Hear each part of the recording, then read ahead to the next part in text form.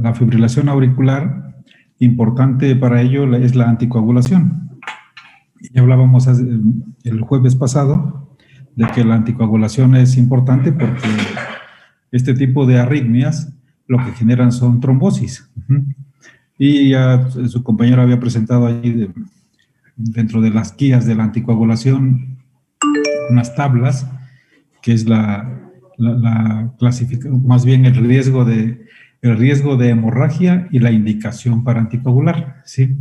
Y habíamos dicho que en una escala de Chas-Basque, ¿sí? Y Hasble, pues que debemos de tener siempre en cuenta pues para tener nosotros un pronóstico y un panorama mucho más seguro, pues en estos pacientes, ¿verdad? Sí, y también dijimos que los anticoagulantes, pues que ya están aprobados para la anticoagulación en personas con lesión valvular. O sea, cuando la FA es valvular, van a ustedes a leer mucho ese término.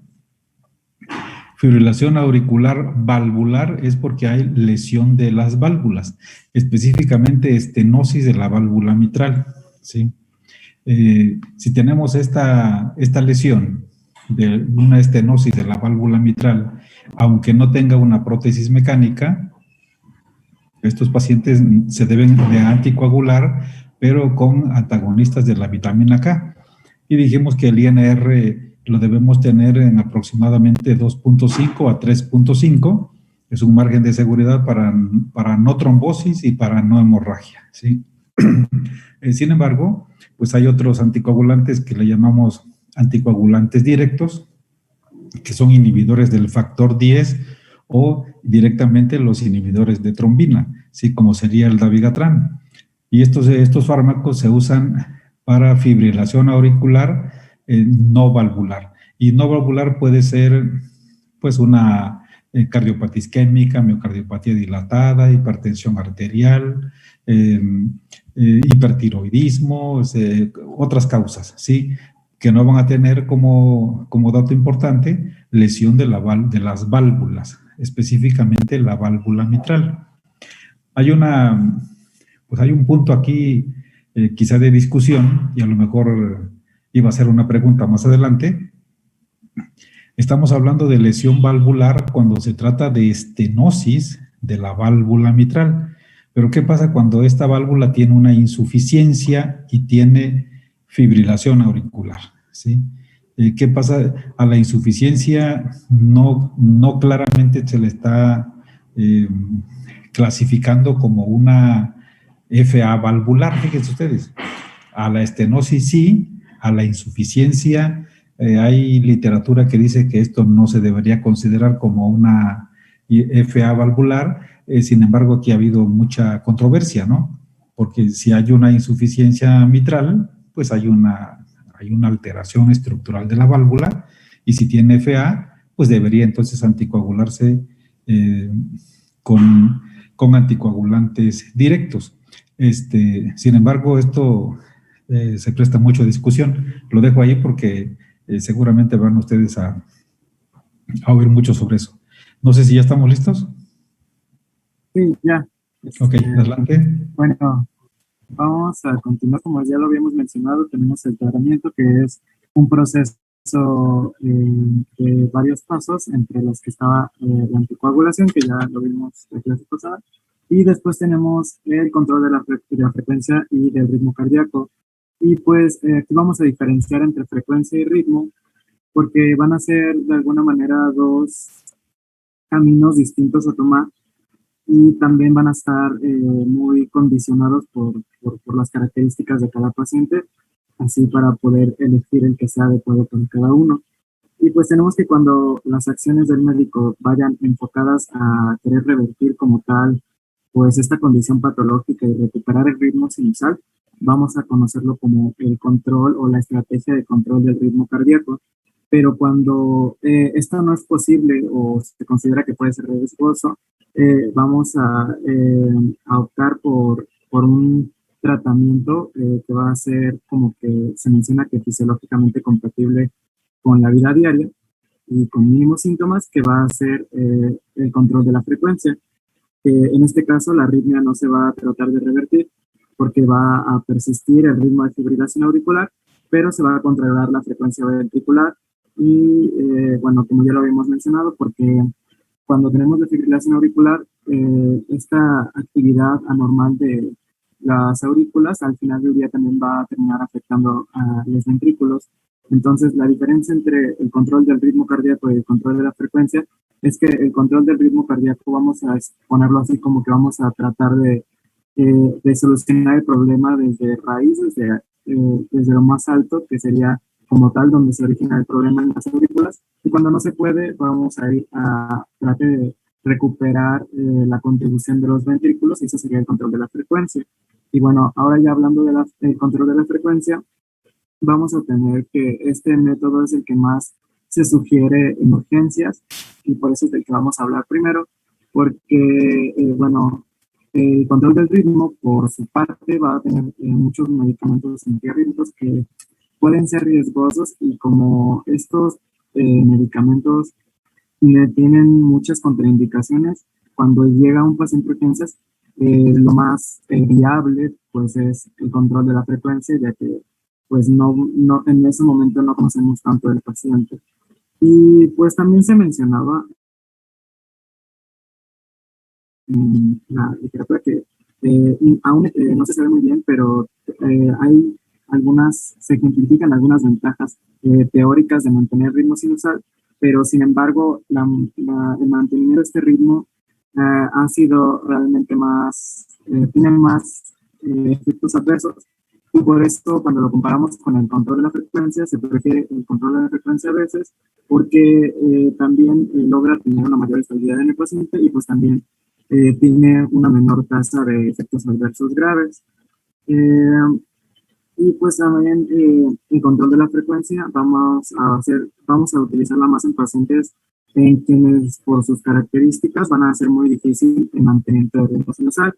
Y pues entre estos pacientes vamos a estar los pacientes con dilatación de cavidades cardíacas, con enfermedad pulmonar asociada o con hipertensión pulmonar, o también pacientes con valvulopatía reumática.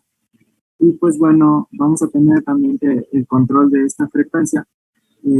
Vamos a evaluarlo, su eficacia, mediante las pruebas de tanto como en reposo como en ejercicio. Se mencionaba la prueba de caminata de 5 minutos o el monitoreo de Holter, que aquí les pongo una imagen, que es precisamente como un electrocardiograma, pero para uso domiciliario. Y también se hablaba de la prueba de esfuerzo. Y se mencionaba que se considera que se tiene un control de la frecuencia cardíaca. Actualmente esto es lo que se tiene como establecido, por así decirlo, que se acepta una frecuencia ventricular menor a 110 latidos por minuto en reposo o en ejercicio moderado, y eso es lo que se acepta actualmente como una frecuencia cardíaca en control. Siguiente, por favor.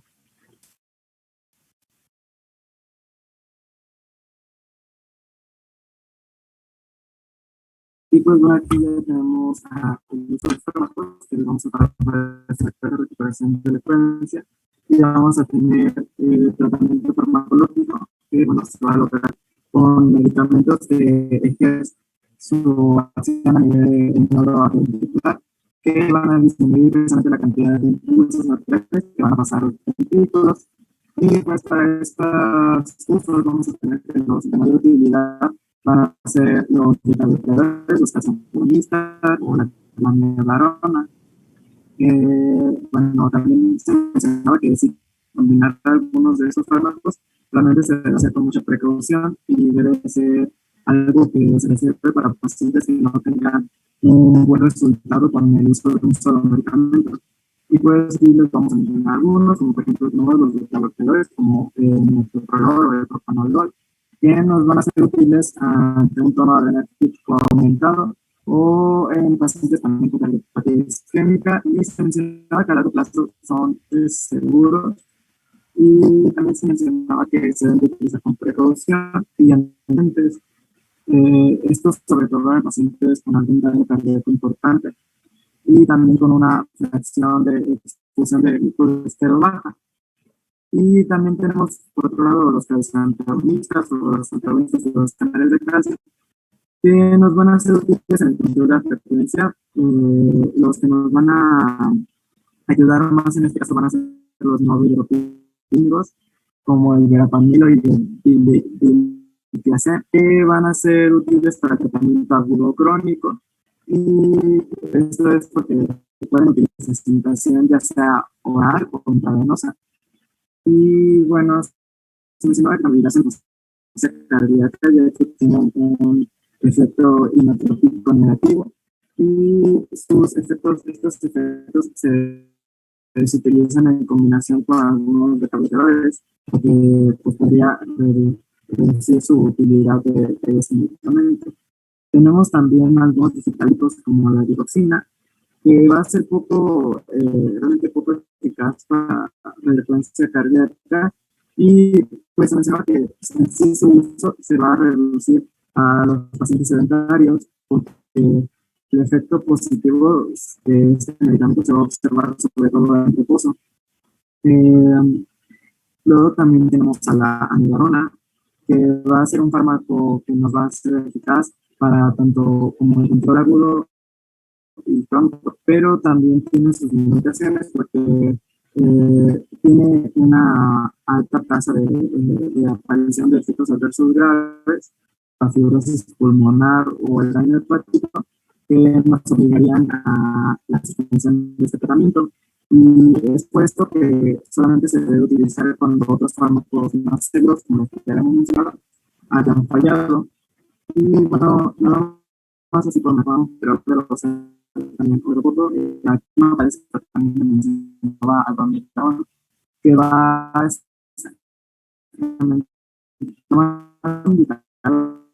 en la de control de frecuencia en asistencia auricular, pero va a ser útil para reducir la frecuencia de frecuencia continuos si es en y persistente.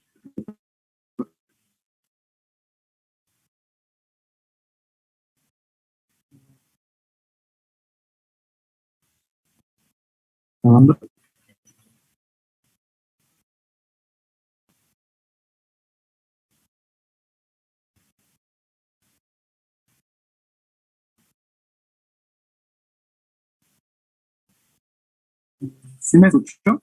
Porque creo que no estaba diciendo si está trabajando. Te escuchas cortado.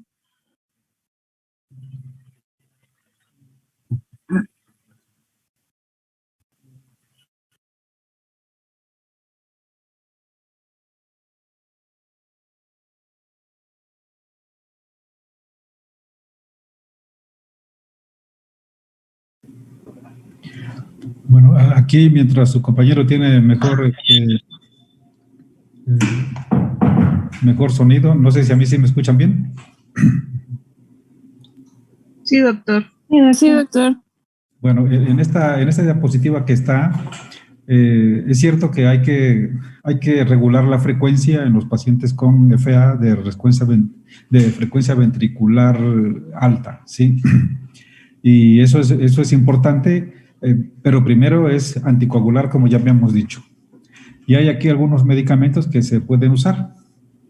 Por ejemplo, la amiodarona, si la podemos usar en pacientes, con la amiodarona podemos incluso cardiovertir de manera farmacológica a nuestro paciente, llevarlo de FA a ritmo sinusal, siempre y cuando esta sea una FA reciente, ¿sí? Sin mayor problema. Y la dosis que están manejando aquí es una dosis muy baja. La amiodarona la usamos, podemos impregnar al paciente con 200 miligramos cada 8 horas, ¿sí? Aquí dice que al día nada más podemos dar 200, no, podemos dar hasta 600 miligramos al día. Las tabletas aquí que hay en el sector salud son de 200 miligramos y se pueden usar 200 miligramos cada 8 horas la primera semana o 5 días. Después le bajamos la dosis a 200 cada 12 horas, dependiendo si el paciente va respondiendo en cuanto a su arritmia. Entonces, lo podemos llevar incluso, insisto, de una FA a un ritmo sinusal. Eso se llama cardioversión farmacológica. La digital también es un fármaco que podemos usar sin problema, diciendo, como la vez anterior, que las únicas indicaciones es para justamente fibrilación auricular de respuesta ventricular rápida, ¿sí?, en reposo. Y la otra es en pacientes con insuficiencia cardíaca con fracción de eyección menor a 30%. Son las indicaciones de la digital. Con la controversia que ya hemos dicho que hay grupos que están diciendo que no es muy factible porque no aumenta la sobrevida del paciente.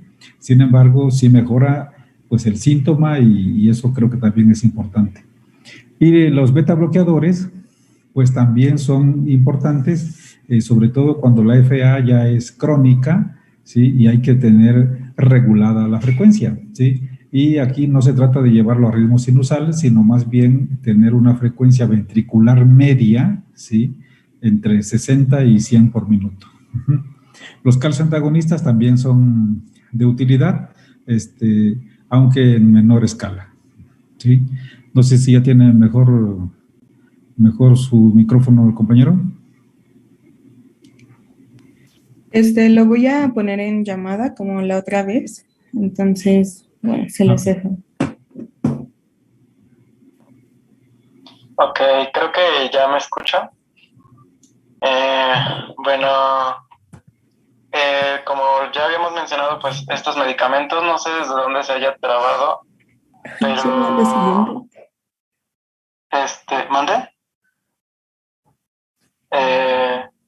Pero bueno, nada más, bueno, como ya habíamos mencionado, los calciantagonistas, y vamos a tener también algunos digitálicos como la digoxina, que les había mencionado que es poco eficaz realmente para reducir la frecuencia cardíaca, pero su utilidad se va a reducir a los pacientes sedentarios, y esto va a ser porque su efecto lo vamos a observar sobre todo en reposo. Y luego vamos a tener también algunos otros fármacos como la amiodarona, que nos va a ser eficaz tanto para el control agudo y crónico de la frecuencia, pero igual también su uso lo vamos a tener muy limitado porque está asociado a la aparición de varios efectos adversos graves, como la fibrosis pulmonar o el daño hepático, y pues también... por esto vamos a, pues como ya les había dicho, lo vamos a limitar y solamente lo vamos a utilizar cuando algunos otros fármacos más seguros hayan fallado. Siguiente, por favor. Y bueno, luego también tenemos a los métodos invasivos, que bueno, se habla de una ablación transcatéter, que pues la ablación precisamente va a ser por medio, ya sea por medio de calor o por frío. Vamos a crear una cicatriz para precisamente lograr como de alguna manera aislar estas descargas que se dan en las aurículas, y así como reducir esta cantidad de descargas que al final del día son las que hacen que el ritmo se vea afectado. Y pues para lograr el control de la frecuencia, bueno, esto va a consistir en un bloqueo total, o más bien completo del nodo auriculoventricular precisamente por medio de esta ablación, y vamos a colocar un marcapasos unicameral ventricular derecho para poder modular la frecuencia. Y pues siguiente, por favor. Bueno, para mantener el ritmo sinusal como método de tratamiento, principalmente se requiere en una primera instancia del control óptimo de todos los posibles factores de riesgo cardiovascular, como los mencionábamos, los clásicos, que es la hipertensión, la obesidad, diabetes, y de cualquier otra enfermedad subyacente que puedan desencadenar la fibrilación auricular, como era la insuficiencia cardíaca, el hipotiroidismo, una enfermedad obstructiva crónica, entre muchos otros. Entonces, el control del ritmo cardíaco en un paciente con fibrilación auricular que persiste al iniciar esta estrategia terapéutica de controlar los factores de riesgos se debe comenzar con la conversión al ritmo sinusal. Existen dos estrategias para restaurar el ritmo normal del paciente, que es la cardioversión eléctrica y la farmacológica. En la cardioversión eléctrica, este es el método más eficaz para revertir la fibrilación auricular a un ritmo sinusal. Para realizarla, debemos tener una anticoagulación oral eficaz durante 3 semanas previas, si esta es selectiva, excepto cuando ésta tenga un inicio de menos de 48 horas y que no existan factores de riesgo mayor para tromboembolismo. Esto, pues, como vimos, se va a evaluar con las tablas que ya les hemos comentado anteriormente.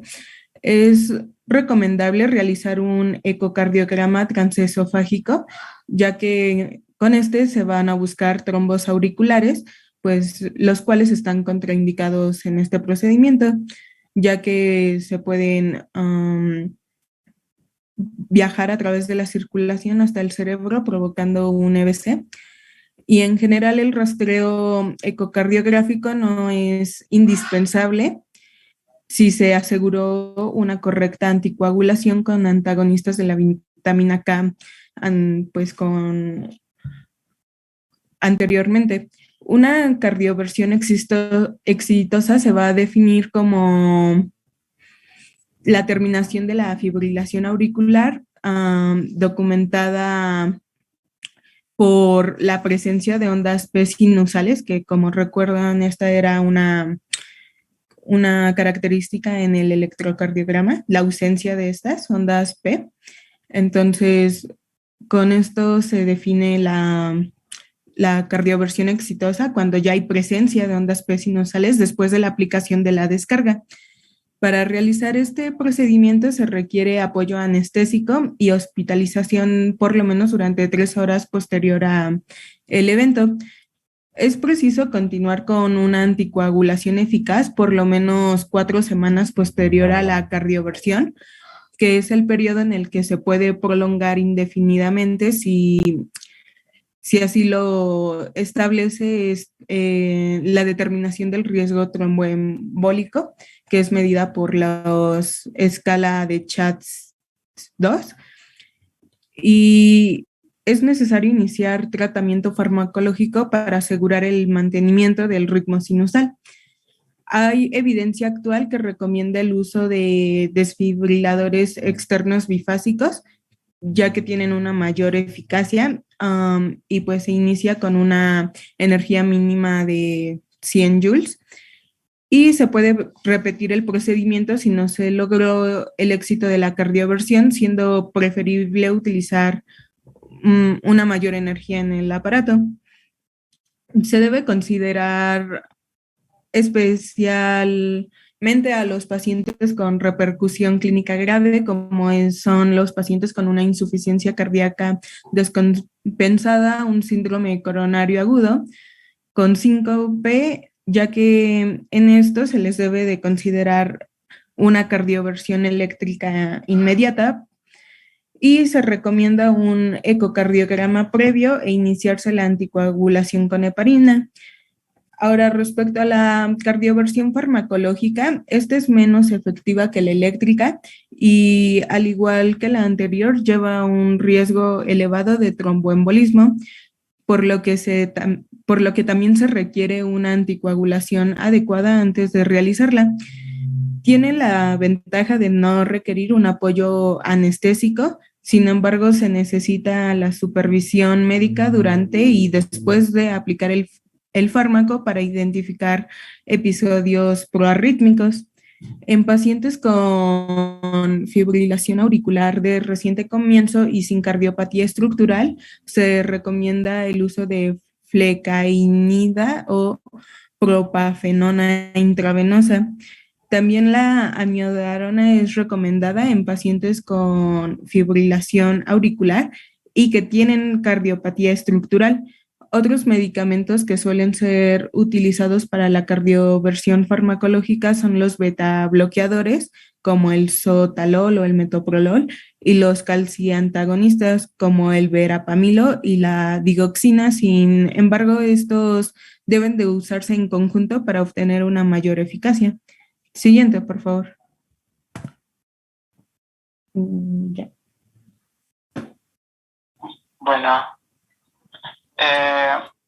una vez ya que recuperemos el ritmo sinusal en esta parte del control del ritmo, vamos a dirigirnos al tratamiento a largo plazo, que va a estar encaminado a evitar nuevos eventos de fibrilación auricular. Y para esto vamos a poder dividir a los pacientes primero en dos grupos y luego aquí, como lo menciona, que con enfermedad cardíaca mínima o inexistente y con cardiopatía subyacente o significativa. Y de estos, de cardiopatía subyacente o significativa, vamos a tener a los hipertensos, a los portadores de alguna cardiopatía isquémica y a los pacientes con insuficiencia cardíaca. Y pues aquí tenemos una especie de algoritmo para su tratamiento que vamos a explicarlo un poco, y básicamente se resume en el tratamiento conjunto de las patologías subyacentes.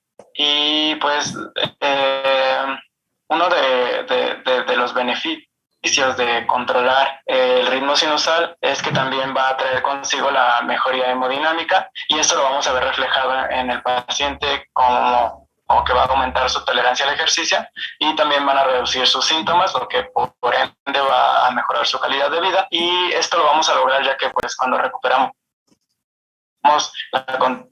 gracias a que recuperamos la contribución auricular al gasto cardíaco. Pero también tenemos que la fibrilación auricular nos va a condicionar a un remodelado patológico del miocardio, que entendí que era como un endurecimiento del corazón, pero se mencionaba que recuperar el ritmo sinusal de forma temprana puede disminuir y en algunos casos también revertir dicha remodelación.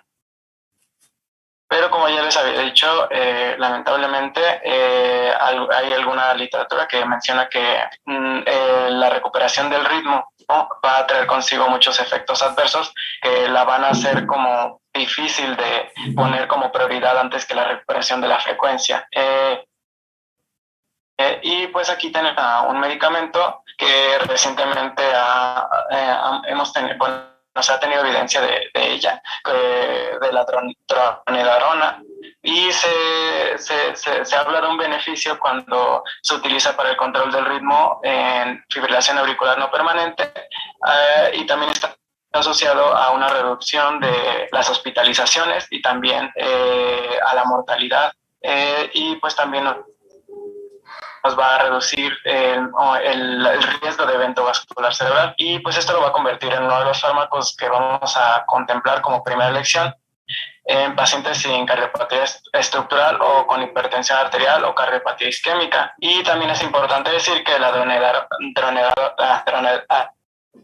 dronedarona no va a estar indicada en pacientes con insuficiencia cardíaca inestable o en las clases funcionales 3 y 4 de la New York Heart Association.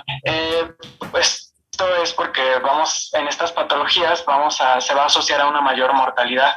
Y también tenemos a otros medicamentos como la amiodarona, que va a estar utilizada también como parte de la estrategia de control del ritmo, y que, como ya les había mencionado, ha demostrado tener una buena efectividad, pero que tiene un alto nivel de efectos adversos, por lo cual siempre lo vamos a considerar como segunda elección. Y también se mencionan algunos otros fármacos como el sotalol o la propafenona, que no han demostrado ser más efectivos que la amiodarona, y también van a requerir de un monitoreo estricto del intervalo QT, ya que nos pueden incrementar el riesgo de taquicardia ventricular polimorfa y también de muerte secundaria a la proarritmia. Y por esto, como de por sí ya la amiodarona es nuestra segunda elección en caso de que no funcionen otros fármacos, y estos otros fármacos que les menciono como el sotalol son menos efectivos que la amiodarona. Eso por eso es que no se contemplan tanto. Y pues aquí habla también de la flecainida, pero la flecainida tiene la desventaja, también es un antiarrítmico, pero tiene la desventaja de que no está disponible en México. Siguiente, por favor. Y pues bueno, ahora hablando de los métodos invasivos para la recuperación del ritmo, vamos a tener a la cirugía con técnica de Mace o con técnica de laberinto y también a la ablación transcatéter del gatillador, que básicamente ambas son ablaciones, simplemente se van a diferenciar en la técnica que utilizan. La técnica del laberinto va a ser precisamente este procedimiento quirúrgico por el cual, como ya les había mencionado, como por medio de ya sea de calor o frío o incluso de un bisturí, el médico va a hacer cicatrices que se menciona que van a ser como precisamente como en un patrón de laberinto, y esto va a hacer que reduzcan estas descargas que son las que provocan estas arritmias. Y también tenemos que, bueno, la cirugía con técnica de Mace va a ser a corazón abierto con todos los riesgos que esto conlleva, pero en contraste se dice que su eficacia es alta y sus mejores resultados los obtienen los pacientes que no tienen un gran daño cardíaco, y también se mencionaba que de manera ideal se va a realizar de forma simultánea con otra cirugía de corazón como la cirugía valvular. Y luego tenemos, como ya les había dicho, a la ablación transcateter del gatillador, que también lo vamos a encontrar como el aislamiento de las venas pulmonares, que esto también es un método de ablación. Sin embargo, aquí las cicatrices se van a hacer en la aurícula izquierda, en el área donde se conectan las 4 venas pulmonares. Y pues se menciona que a pesar de estos métodos, el paciente debe ser enviado a un centro de referencia para su evaluación completa, y también deben ser informados de que aún después de un resultado inicial exitoso pueden requerir antiarrítmicos para disminuir el riesgo de recaída, y que si el riesgo de tromboembolismo es elevado, pues también deben de continuar con el tratamiento antitrombótico. Siguiente, por favor. Y pues bueno, vamos a tener el seguimiento a largo plazo, que se menciona que es necesario que te sigamos con esta evaluación tanto de la estratificación del riesgo tromboembólico como el riesgo de sangrado. También vamos a tener que monitorear al paciente con electrocardiogramas o con el monitoreo Holter, que les había mencionado que es domiciliario, y se debe cuidar también que la anticoagulación, que el INR se mantenga óptimo entre 2 a 3.0, o algunos mencionaban 2.5. También se mencionaba que precisamente como los pacientes van a estar en tratamiento en la gran mayoría con anticumarínicos o también como se les conocía antagonistas de la vitamina K, pues obviamente el paciente en su dieta va a tener que también cuidar la ingesta de vitamina K, y también es importante de por sí en cualquier paciente, pero en ellos es muy importante que se les haga hincapié en que deben de evitar a toda costa la automedicación, ya que muchas veces estos antagonistas de la vitamina K van a interactuar con otros fármacos y podemos tener desenlaces fatales. Y bueno, hablando de la prevención, como ya lo había mencionado mi compañera en la clase pasada, pues esto se va a enfocar en la prevención y el tratamiento de los factores de riesgo, como pueden ser la hipertensión arterial, la enfermedad isquémica o la enfermedad valvular, la obesidad, la diabetes. Y pues también se mencionaba que, por ejemplo, algunos medicamentos que se utilizan en el tratamiento de estas enfermedades, como los antagonistas del sistema renina-angiotensina-aldosterona y las estatinas, han disminuido la incidencia de fibrilación auricular, y también pueden aumentar el éxito de su tratamiento, pero obviamente estos medicamentos deben de ser solamente utilizados cuando exista esta patología subyacente, no como de manera profiláctica. Y bueno, eso sería todo por nuestra parte.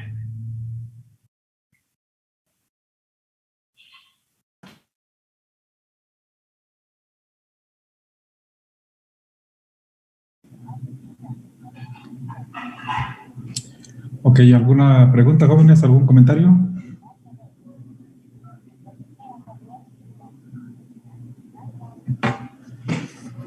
Por ahora no, doctor.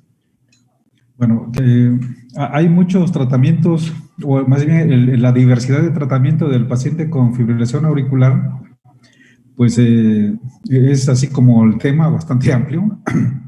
Y bueno, ¿qué hacemos habitualmente? O sea, depende de los niveles de atención. Ustedes van a tener la obligación de varias cosas. Uno, hacer diagnóstico de FA. Segundo, anticoagular al paciente con FA.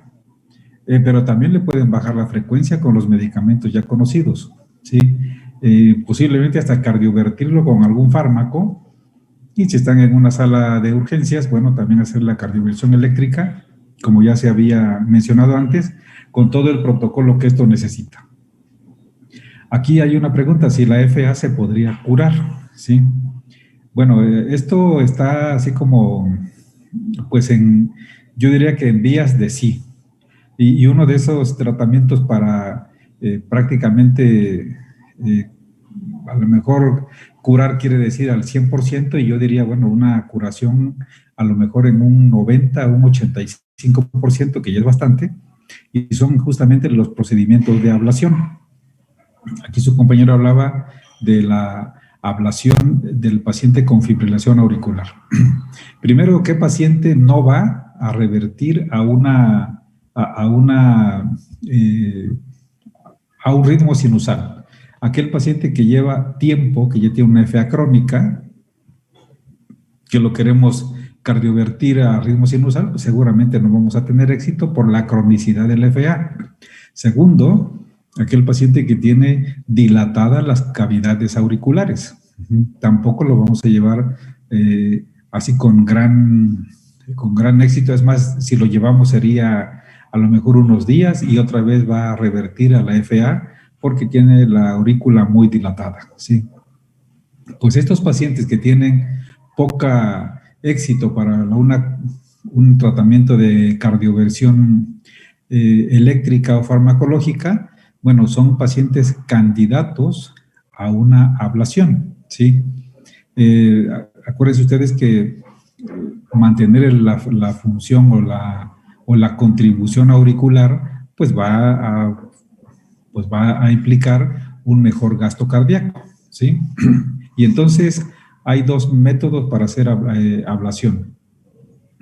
El más común ahora es la crioablación, o sea, ablación con frío, ¿sí? Y antes, bueno, existía o existe todavía la ablación con calor, ¿sí?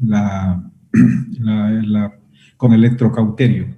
¿Qué se hace en estos casos? Bueno, pues con la crioablación, como el problema está en la desembocadura de las venas pulmonares, y las venas pulmonares están dentro de la aurícula izquierda, bueno, pues hagan de cuenta que se mete como si fuera una bolsita, vamos, así, a la aurícula izquierda, se infla de alguna forma, pero está frío, o sea, tiene muchos menos grados de temperatura.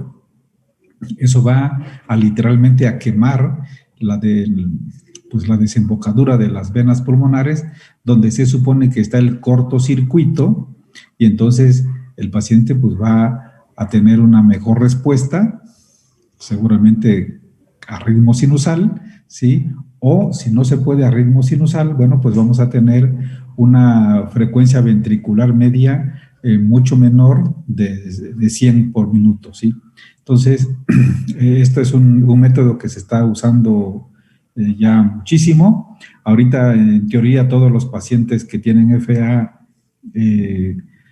pues que son jóvenes, que tienen sus enfermedades concomitante controladas, deberían ser candidatos pues para llevarlos a una ablación, una crioablación, porque les va mucho mejor que si los tenemos tratados solamente con fármacos para la fibrilación auricular. ¿Qué pasa con la anticoagulación en estos pacientes? Pues se van a seguir anticoagulando un tiempo, ¿sí? Y un tiempo puede ser 6 meses, puede ser 1 año. ¿Y qué va a pasar con los antiarrítmicos? Pues igual se van a usar a lo mejor un tiempo.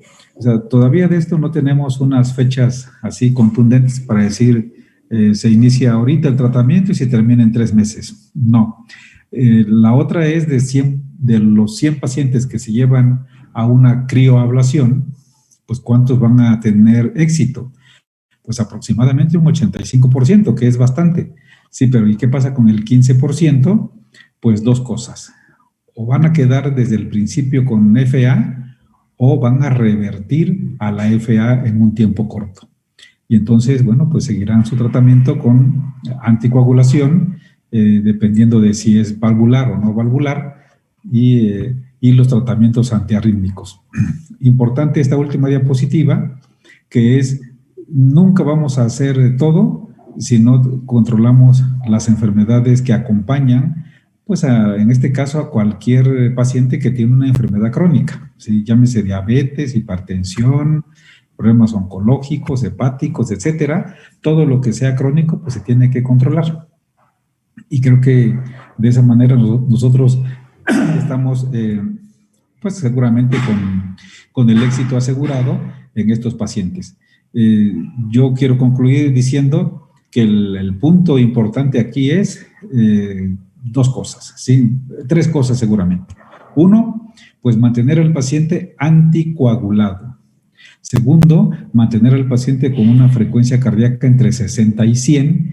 Y lo otro, bueno, pues mantener al paciente con las enfermedades que le acompañan en control, ¿sí? Si tenemos esos 3 puntos, créanme que nuestro paciente va a estar muy bien y su calidad de vida será buena y seguramente también su expectativa de vida en cuanto a años se refiere.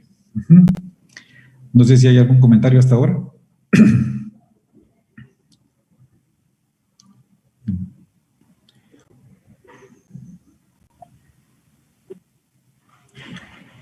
¿No?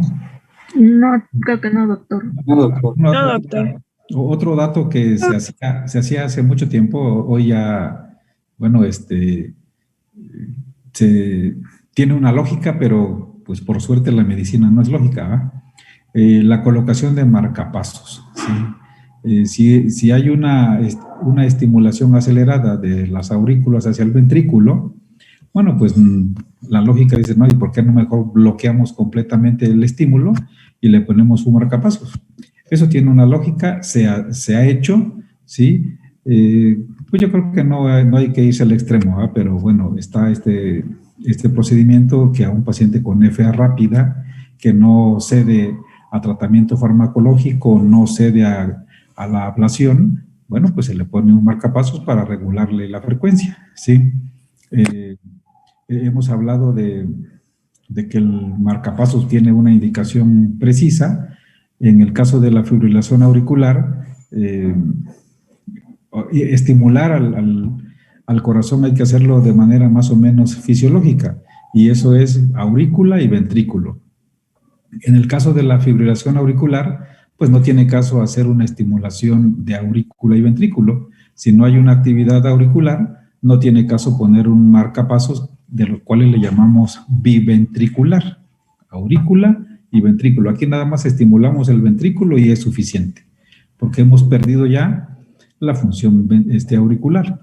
Entonces, ese es otro método, que es el uso de marcapasos en pacientes con FA que no responden a tratamiento farmacológico, no han respondido a tratamiento de cardioversión eléctrica, no han respondido a tratamiento con crioablación y siguen con una FA muy alta. Entonces, bueno, pues se valora el hecho de ponerle un marcapasos y seguramente se va a corregir pues esa frecuencia ventricular media que andamos buscando, ¿sí?